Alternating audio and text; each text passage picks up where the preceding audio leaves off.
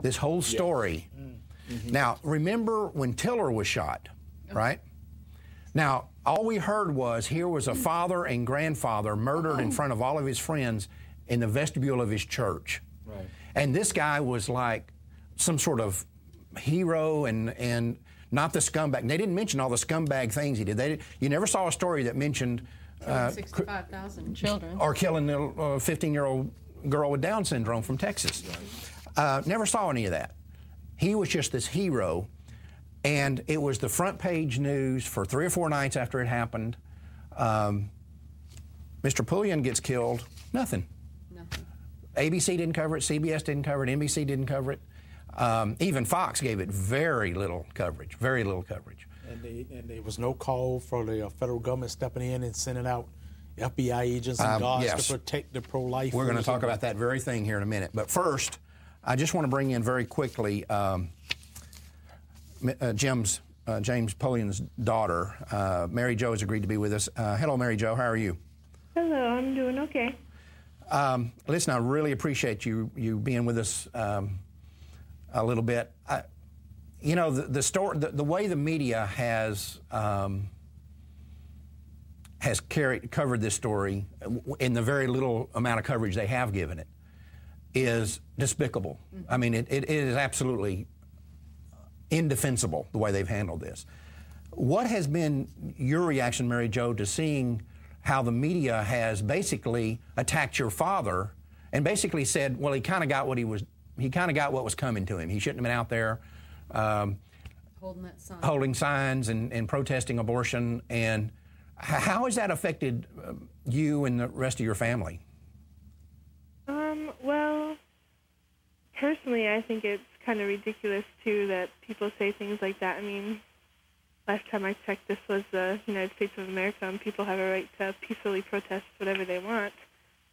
And so, you know, the family is doing okay. We're drawing on the strength of God, you know, rejoicing with my dad that he was welcomed into heaven.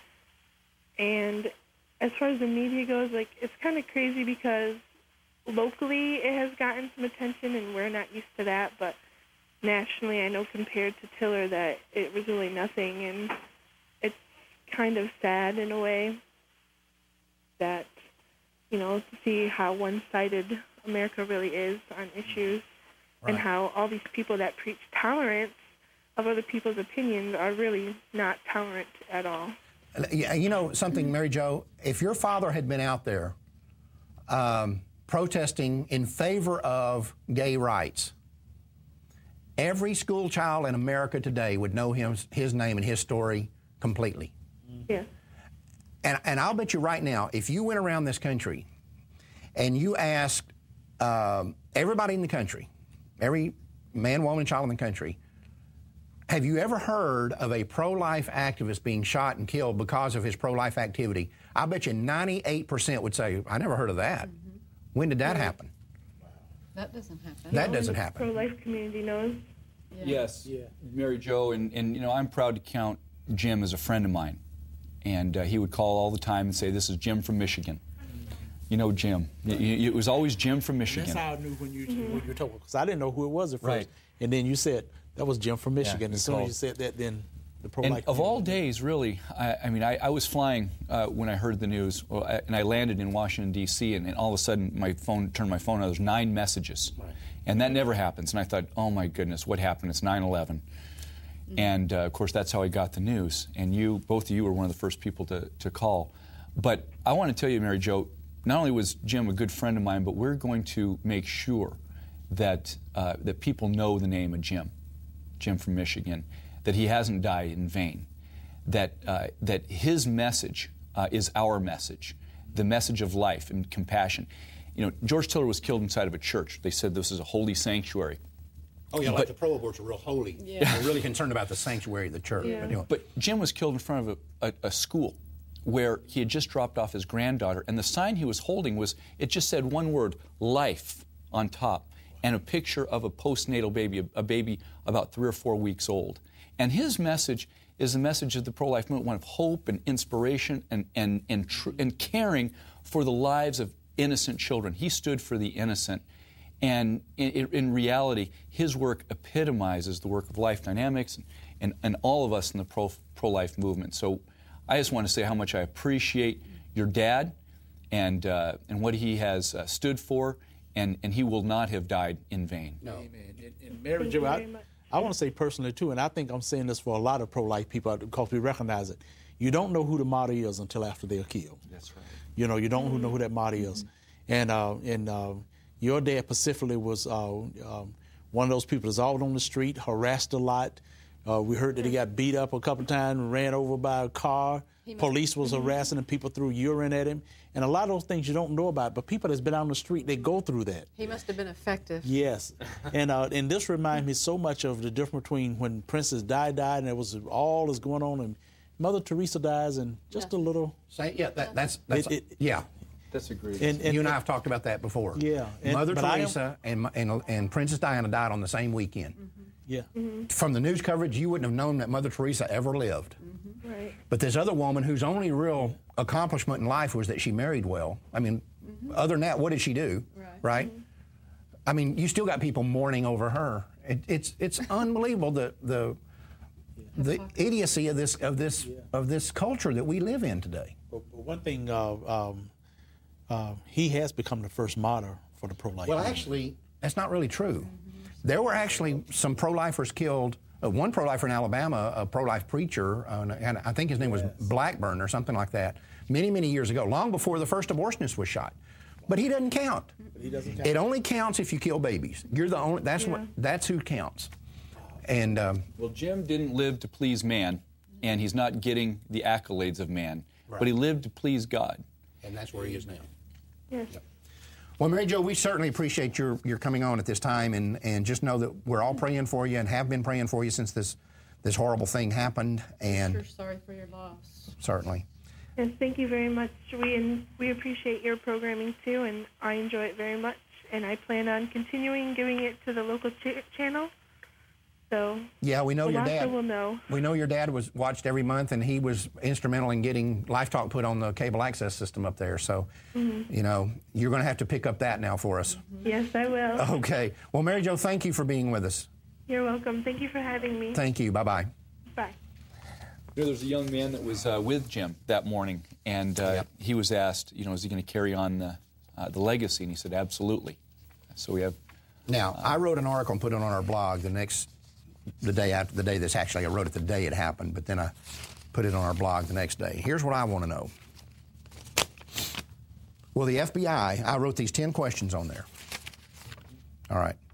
Will the FBI now launch an investigation to find any links between this suspect, Drake, and other pro-choice individuals or organizations? Because every time one of these abortionists gets shot, this is what happens. We've been the target of that ourselves. Go after everybody. Will the United States Department of Justice try to establish that these killings were part of a larger pro-choice conspiracy?